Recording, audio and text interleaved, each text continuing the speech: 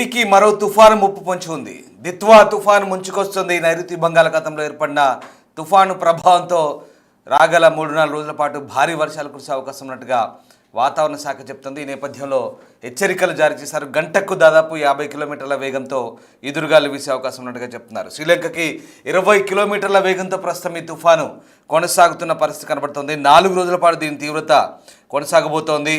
ఇక కోస్తా రాయలసీమకు భారీ వర్ష సూచన చెప్తున్నారు. 20 సెంటీమీటర్ల కంటే ఎక్కువ వర్షం కురుస్తుందని హెచ్చరికలు జారీ అయ్యాయి. ఇవాళ నుంచి సోమవారం వరకు వర్షాలు పడతాయి. తీరం వెంబడి బలమైన గాలులు వీచే ఛాన్స్ ఉంది. గంటకు 80 కిలోమీటర్ల వేగంతో గాలులు వీస్తాయంటున్నారు. మత్స్యకారులు వేటకు వెళ్ళొద్దంటూ హెచ్చరికలు జారీ చేస్తున్నారు. అత్యవసర సహాయం కోసం టోల్ ఫ్రీ నంబర్లు కూడా అధికారులు జారీ చేసిన పరిస్థితి కనబడుతోంది. ఇక బిగ్ అలర్ట్ అని చెప్పాలి ఏపీ ప్రజలకు. మళ్ళీ ఆంధ్రప్రదేశ్ రాష్ట్రంలో వర్షాలు దంచుకొట్టే అవకాశం ఉంది. వరుసగా 4 రోజుల పాటు వర్షాలు పడే ఛాన్స్ ఉంది. నైరుతి బంగాళాఖాతాన్ని ఆనుకొని శ్రీలంక తీరంలో దిత్వా తుఫాను కొనసాగనున్నట్లుగా తాజా ప్రకటన.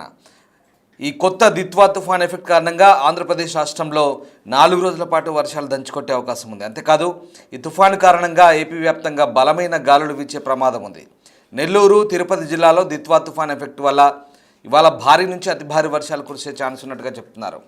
నెల్లూరు, తిరుపతి, అన్నమయ్య, చిత్తూరు జిల్లాలో దీని కారణంగా శనివారం భారీ వర్షాలు పడబోతున్నాయి. కడప, శ్రీ ప్రకాశం, బాపట్ల, అనంతపురం, శ్రీ సత్యసాయి జిల్లాల్లో శనివారం మోస్తరు వర్షాలు పడతాయని వాతావరణ శాఖ అంటుంది. ఇక దిత్వా తుఫాన్ ఎఫెక్ట్తో ఆదివారం రోజున వైఎస్ఆర్ కడప, పొట్టి శ్రీరాములు, నెల్లూరు, చిత్తూరు, అన్నమయ్య, ప్రకాశం జిల్లాల్లో భారీ నుంచి అత్యంత భారీ వర్షాలు పడతాయి. పల్నాడు, గుంటూరు, బాపట్ల, నంద్యాల జిల్లాలో కూడా మోస్తరు వర్షాలు పడే ఛాన్స్ ఉంది. ఇక సోమవారం రోజు కూడా గుంటూరు, బాపట్ల, ప్రకాశం, కృష్ణా జిల్లాలో అత్యంత ప్రమాదకరమైన వర్షాలు పడే అవకాశం ఉన్నట్టుగా హెచ్చరికలు ఉన్నాయి.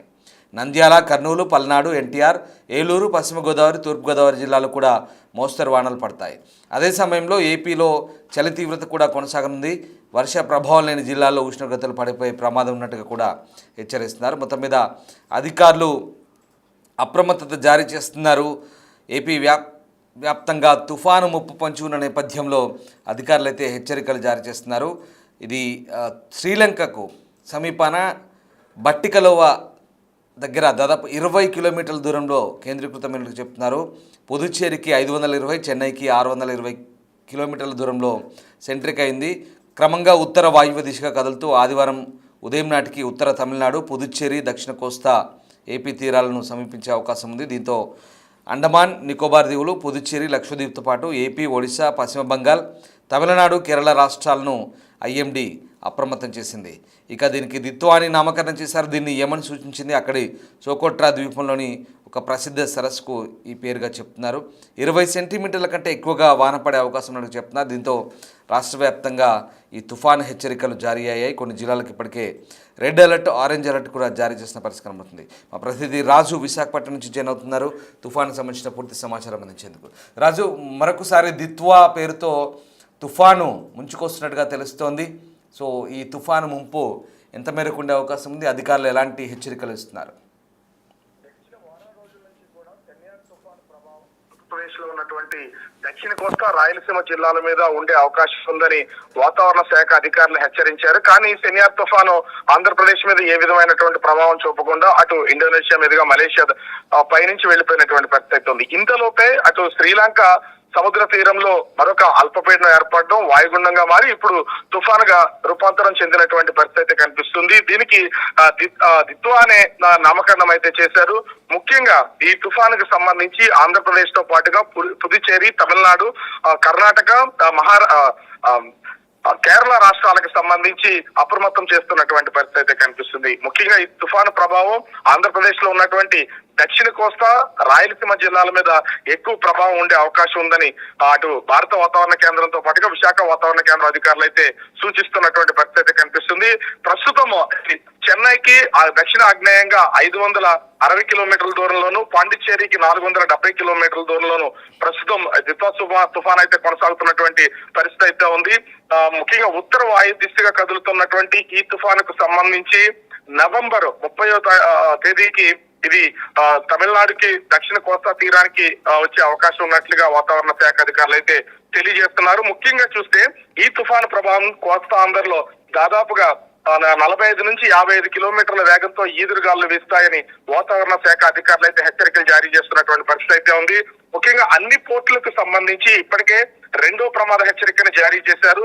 ఈ నెల 30వ తేదీన అటు ప్రకాశం, నెల్లూరు, కడప, చిత్తూరు, అన్నమయ్య, అదేవిధంగా ఈ ప్రకాశం ఈ జిల్లాలకు సంబంధించి భారీ వర్షాలు కురిసే అవకాశం అయితే ఉందని వాతావరణ శాఖ అధికారులు అయితే తెలియజేస్తున్నారు. ముఖ్యంగా 29 నుంచి డిసెంబర్ 1వ తేదీ వరకు భారీ వర్షాలు అటు దక్షిణ కోస్తా అదేవిధంగా రాయలసీమ జిల్లాల్లో కురిసే అవకాశం ఉన్నట్లుగా వాతావరణ శాఖ అధికారులు అయితే హెచ్చరికలు జారీ చేస్తున్నటువంటి పరిస్థితి కనిపిస్తుంది. ముఖ్యంగా చూస్తే 20 సెంటీమీటర్ల కంటే ఎక్కువ వర్షపాతం నమోదవుతుందని వాతావరణ శాఖ అధికారులు హెచ్చరికలు జారీ చేస్తున్నటువంటి నేపథ్యంలో ఇప్పటికే సముద్రం లోపల, సముద్రం బయట కూడా భారీగా ఈదురుగాలు వీచే అవకాశం అయితే ఉంది. తుఫాను తీరం దాటే సమయంలో దాదాపుగా 80 కిలోమీటర్ల వేగంతో ఈదురుగాలు వీచే అవకాశం ఉన్నటువంటి నేపథ్యంలో బయట ప్రజలు కొంత అప్రమత్తంగా ఉండాలి. అదేవిధంగా మత్స్యకారులు ఎవరు కూడా సముద్రంలో వేటకు వెళ్లొద్దని ఇప్పటికే హెచ్చరికలు జారీ చేసినటువంటి నేపథ్యంలో ఆయా సముద్ర తీరాల్లో తీరానికి రావాలని మత్స్యకారులకైతే హెచ్చరికలు జారీ చేసినటువంటి పరిస్థితి అయితే కనిపిస్తుంది. ముఖ్యంగా చూస్తే ఆంధ్రప్రదేశ్ కి సంబంధించి అటు దక్షిణ కోస్తా, రాయలసీమ జిల్లాల్లో ఉన్నటువంటి కొన్ని ప్రాంతాల్లో చెదురుమదురు నుంచి అతి భారీ వర్షాలు కురిసే అవకాశం అయితే ఉంది. దీంతో కొన్ని జిల్లాలకు సంబంధించి రెడ్ అలర్ట్ అయితే ఇప్పటికే ప్రకటించారు. ముఖ్యంగా ప్రకాశం, నెల్లూరు, కడప, అన్నమయ్య, చిత్తూరు, తిరుపతి జిల్లాలకు సంబంధించి రెడ్ అలర్ట్ అయితే ప్రస్తుతం కొనసాగుతున్నటువంటి పరిస్థితి అయితే ఉంది.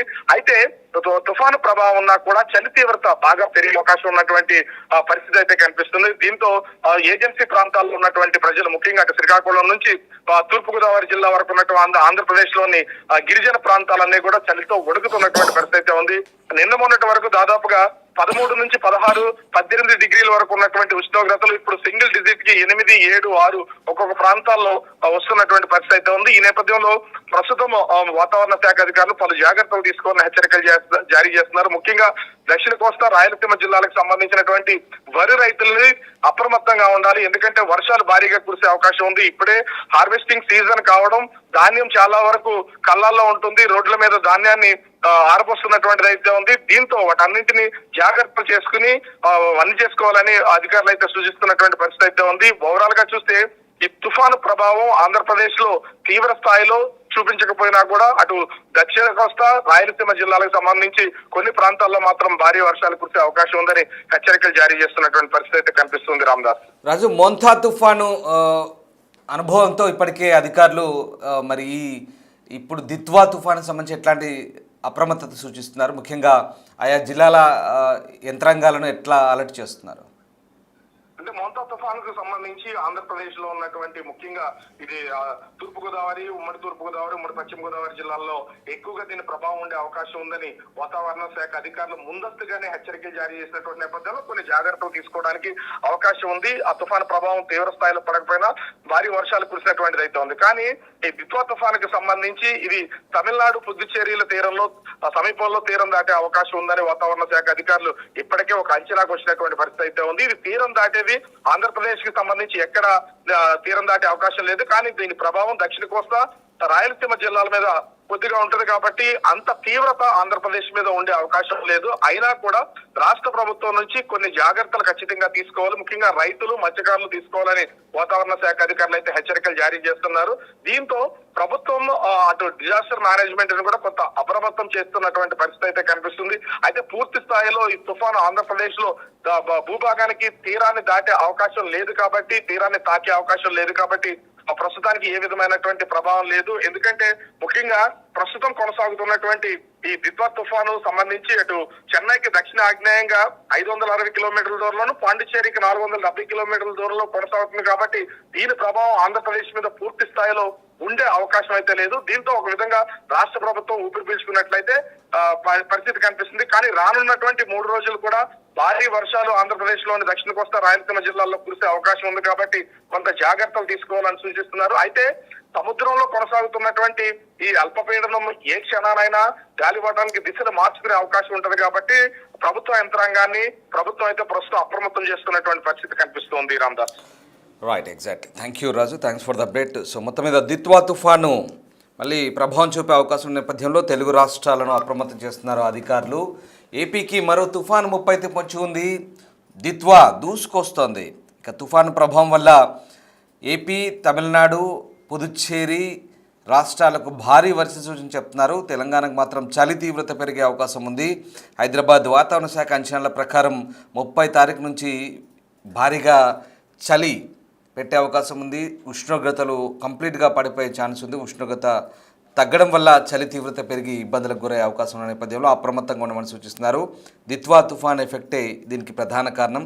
దిత్వా తుఫాన్ వల్ల వర్ష ప్రభావం కంటే చలి తీవ్రత పెరిగేందుకే తెలంగాణలో అవకాశం ఎక్కువ ఉన్నట్టుగా చెప్తున్నారు. ఇప్పటికే గురువారం నుంచి రాష్ట్రంలో ఉష్ణోగ్రతలు పడిపోయాయి. రాత్రిపూట చలి వణికిస్తోంది. గత కొద్ది రోజులుగా తెలంగాణ వ్యాప్తంగా పల్లె పట్టణం తేడా లేకుండా గజగజ వణికిపోతున్నారు. ఇక చాలా ప్రాంతాల్లో ఉదయం పూట పొగమంచు దృశ్యాలే కనిపిస్తున్నాయి. మరీ ముఖ్యంగా ఉత్తర మధ్య తెలంగాణ జిల్లాలో చలి ప్రభావం అధికంగా ఉంది. ఇక రానున్న 2 రోజుల్లో చలి తీవ్రత మరింత పెరిగే అవకాశం ఉంది. 29, 30 తారీఖుల్లో రాష్ట్ర వ్యాప్తంగా విపరీతమైన చలిగాలు వీస్తాయని హైదరాబాద్ వాతావరణ శాఖ హెచ్చరిస్తోంది. ఇక డిసెంబర్ తొలి వారంలో కూడా పలు జిల్లాల్లో మోస్తరు నుంచి భారీ వర్షాలు కురుస్తాయని అంచనాలున్నాయి. రాష్ట్రంలో వర్షాలు కురిసినా చలి తీవ్రత తగ్గే సూచనలు అయితే లేవు. చలి ప్రభావం వల్ల వృద్ధులు, చిన్నారులు అనారోగ్య సమస్యలు, వ్యాధులతో బాధపడుతున్న వారు మరింత జాగ్రత్తగా ఉండాలని వైద్యులు చెప్తున్నారు. ఇక రాత్రి వేళల్లో ప్రయాణాలు చేయకపోవడం మంచిదంటున్నారు. మధ్యాహ్నం సమయంలోనే ఊర్లలో ప్రయాణాలు పెట్టుకోవాలంటున్నారు. ఎదురుగాలు వీసే అవకాశం ఉన్నందున అధికార యంత్రం కూడా అప్రమత్తం అవ్వాలని సూచిస్తున్నారు. మొత్తం మీద దిత్వా తుఫాన్ ఎఫెక్టు ఏపీనైతే ఖచ్చితంగా బలంగా తాకే అవకాశం ఉంది. మోంతా తుఫాను అనుభవంతో మరొకసారి అధికారులు అయితే అప్రమత్తమయ్యారు. నైరుతి బంగాళాఖాతంలో శ్రీలంక సమీపంలో ఏర్పడిన ఈ తీవ్ర వాయుగుండం తుఫానుగా మారింది. ఇది ఉత్తర తమిళనాడు, పుదుచ్చేరి, దక్షిణ కోస్తా, ఏపీ తీరాలను ఆదివారం ఉదయం నాటికి సమీపిస్తుంది. దీనివల్ల తీవ్ర ప్రభావం ఉంటుంది. ఈ తుఫాన్ ప్రస్తుతం బట్టికలో అంటే శ్రీలంక తీరానికి 20 కిలోమీటర్లు, పుదుచ్చేరికి 520, చెన్నైకి 620 కిలోమీటర్ల దూరంలో ఉంది. ఇది క్రమంగా ఉత్తర వాయువ్య దిశగా కదులుతోంది. దీని కారణంగా ఏపీ, ఒడిశా, పుదుచ్చేరి, పశ్చిమ బంగాల్, తమిళనాడు, కేరళ, అండమాన్ నికోబార్, లక్షద్వీపులను అప్రమత్తం చేశారు. ప్రజలు అప్రమత్తంగా ఉండాలంటున్నారు. ఇక ఇది చెన్నై, పుదుచ్చేరి మధ్యలో తీరం దాటే అవకాశం ఉందని అంచనా వేస్తున్నారు. కానీ తుఫాను తీరం దాటే అవకాశాలు తక్కువని, తీరం వెంబడి పయనించి బలహీనపడొచ్చనే అంచనాలు కూడా ఉన్నాయి. దీంతో వర్షాలు అయితే విస్తారంగా పడతాయి. ఇక శనివారం కొన్ని జిల్లాలకు ఆరెంజ్ అలర్టు, ఆదివారం మరికొన్ని జిల్లాలకు రెడ్ అలర్ట్ జారీ చేశారు. కొన్ని చోట్ల 20 సెంటీమీటర్ల పైగా వాన పడుతుందంటే ఎంత భారీ వర్షాలు ఉంటాయో అర్థం చేసుకోవచ్చు. శుక్రవారం సాయంత్రం నుంచే కోస్తా తీరం వెంబడి ఇప్పటికే గాలులు వీస్తున్నాయి. విశాఖపట్నం, మచిలీపట్నం వంటి పోర్టులో 2వ నంబర్ హెచ్చరికలు అయితే ఉన్నాయి. అవసరమైతే తప్ప సురక్షిత ప్రాంతాలకు తరలి వెళ్లాలని అధికారులు సూచిస్తున్నారు. మరోవైపు తిరుపతి, నెల్లూరు జిల్లాలో భారీ వర్షాలు ఉంటాయి. చిత్తూరు, అన్నమయ్య జిల్లాలో కూడా అతి భారీ వర్షాలు ఉంటాయి. బాపట్ల, ప్రకాశం, కడప, సత్యసాయి, అనంతపురం జిల్లాలో కూడా భారీ వర్షాలు ఉంటాయి. ఇక ఈ జిల్లాలతో పాటు మరి ముఖ్యంగా ఎన్టీఆర్, కృష్ణా, ఉభయ గోదావరి జిల్లాలు, అనంతపురం, కర్నూలు జిల్లాలో కూడా భారీ వర్షాలకు ఛాన్స్ ఉన్నట్టుగా చెప్తున్నారు. దీంతో అన్ని జిల్లాల్లో కూడా అధికార యంత్రాంగం అయితే ప్రస్తుతం అప్రమత్తమైంది.